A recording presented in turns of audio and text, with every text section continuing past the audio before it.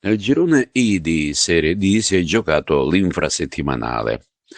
Prima sconfitta stagionale del Castrum Favara che cede in casa della Nissa a conclusione di una sfida gagliarda e ricca di colpi di scena. Pari tra Athletic Club Palermo e Novegea, perde la Cireale in casa con il Messina, vittoria interna e vetta della classifica per il Gela.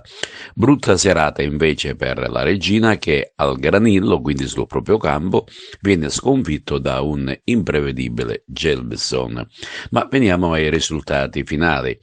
Athletic Club Palermo 9 Virtus 2-2, Città di Acireale Messina 1-2, Città di Gela Vigor Lamezia 3-0, ad Enna il Savoia si è imposto per 3-0, Milazzo San Cataldese 1-0, Nissa Castrum Favara 3-2, Paternò Ragusa 0-0, Regina Gelbison 2-3, questa gara è stata giocata in notturno a partire dalle ore 20:30, e poi Sambiase Vibonese 3-0.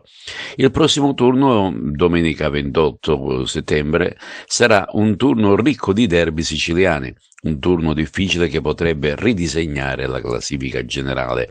Dopo la sfortunata prova dell'infrasettimanale, il Castrum Favara è chiamato ad una nuova sfida esterna sul campo della Vibonese. Ma vediamo quali saranno i prossimi scontri.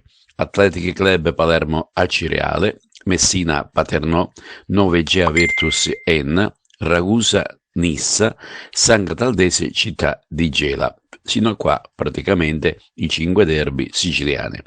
Poi Vibonese Castrum Favara, Gelbson Milazzo, Savoia Regina e Vigor Lamezia Sambiase.